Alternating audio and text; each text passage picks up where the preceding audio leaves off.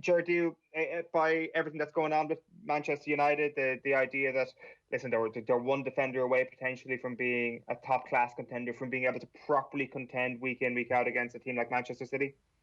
I don't know. I think if look, again, obviously we were watching the shenanigans in Washington, so I didn't see the ebb and flow of the match. Certainly, there was in the highlights. There's a cut and thrust that Manchester City have that Manchester United don't have just at the moment in midfield. And again, we have to assume that Pogba is leaving at the end of the season, so there's still a reconstitution of their midfield that needs to happen, as well as a centre back partnership you can hang your hat on. And I'm not sure that Harry Maguire is going to be half of a world-class centre-back partnership, because the person beside him needs to be better than him if that's going to be the case. So there are significant weaknesses within that team. But, you know, you've got to go back to the fact that they can go on streaks.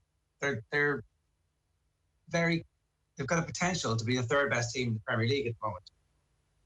Like, that's where they are. If they overachieve and finish second and add a lot of talent, then they're doing the right thing. I have to say I disagree with Andy about the winning of trophies. I do feel like football thinks of trophies as some kind of holy grail that solves all of your issues. It didn't work for Mourinho. It wasn't a sign of progress. It hasn't worked really for Mikel Arteta. It wasn't even survival for Louis van Gaal. He got sacked in the elevator in the aftermath of winning the FA Cup. So, if you think back to Liverpool starting under Klopp, they lost a lot of big games, but they were clearly getting there. And I think the failure drove them on at that point, as opposed to, look, we won a trophy. That's a really successful season because we won a trophy. It's like a successful season is actually legitimately competing to become the champions of your country. And that, trophies fall out of that. You build a team that can win the league. That's a team that will also be able to compete in the Champions League. And that's what happened with Liverpool. They ended up winning the Champions League before they won the league. So, look, I think they're heading in the right direction, but let's cool the jets on their title contenders just yet. They're not. Like, it's very early on in the season. Manchester City have to put their run together. They're on their run now. They're starting to put their run. Aguero is coming back.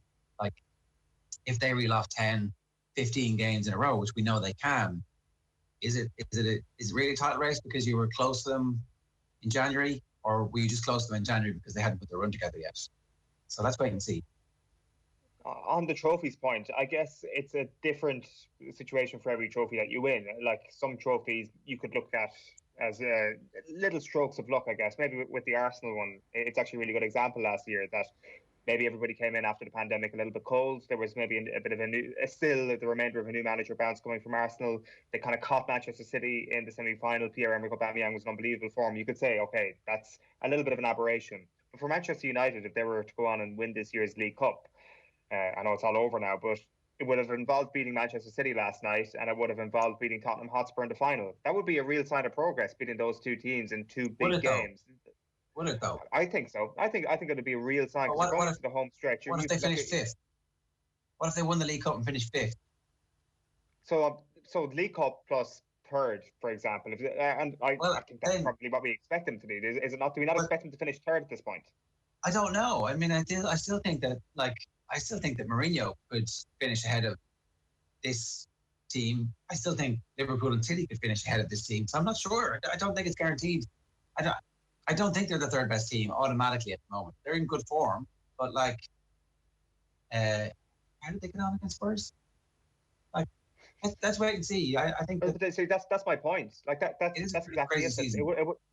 It would have involved beating that Tottenham Hotspur team again. It would have involved beating Manchester City last night. That I think really. So that didn't happen, right? That didn't happen. Let's say they win. No. Let's say they win the FA Cup though, because there's still a chance that they might win the FA Cup. Let's say they win the FA Cup and they finish third or they get 82 points. And is it automatically a sign that things are progressing, or is that just a random sequence of matches where you end up winning a trophy? I think that's exactly what I'm trying to say. Is like that. Not every trophy win is a random sequence of results, and not every trophy win is a marker for progress. I think, though, if Manchester United had won last night and had beaten Tottenham Hotspur, I think the way the season had aligned, that would have been a true sign of progress for Solskjaer, and they've missed that. I think a League Cup this year would have meant so much for Manchester United.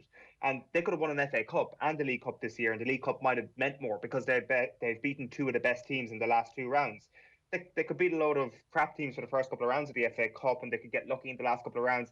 Maybe a little bit like Arsenal last season. I'm not saying they were fully lucky, but as you said, as time goes by, we've seen that maybe Arsenal's form didn't represent actually being one of the best teams in England last year. But I think if Manchester United had won last night and had won the final, I think that path had shown a trophy, and that's why they've missed out on a trophy now, and they've missed out on actually showing the country that they have actually got to a point where they're one of the best teams around. So I think they actually go hand in hand.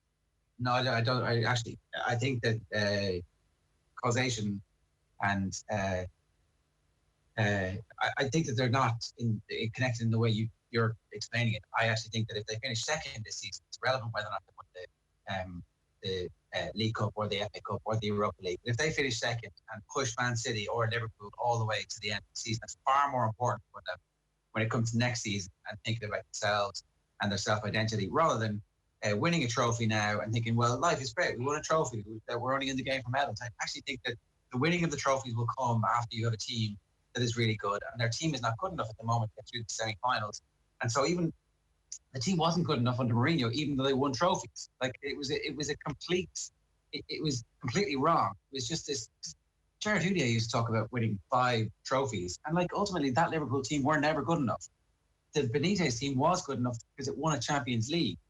A Champions League matters. A league title matters. The Europa League doesn't really matter in the long run. Nobody looks back and goes, "Oh, an astounding career. I won a Europa League title." It's like it is so lacking in prestige at this point. It's important, if you use it as a staging post. But Liverpool lost the Europa League final.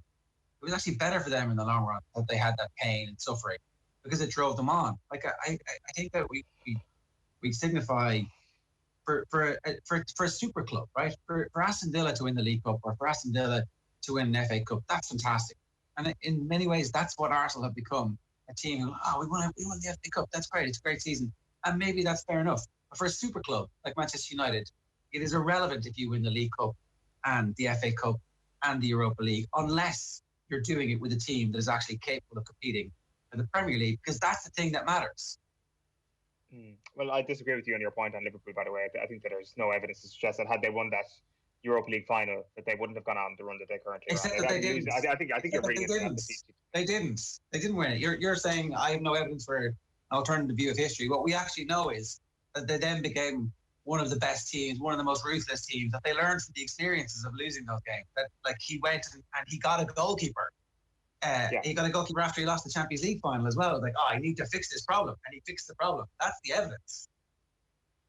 That's a fair point. I'll give you that. The Karius thing is a really good piece of evidence to suggest that actually losing games can sometimes help you. But I mean, that's part of improving. That's how you get to the point of actually winning the trophies. And so, I mean, at that time, Liverpool would have bitten your hand off for the Champions League. We do have to move on, though. We're going to be chatting to Aisling Sheridan very shortly. OTB AM is live in association with Gillette. Good morning, start with Gillette, giving you the confidence to tackle the day ahead.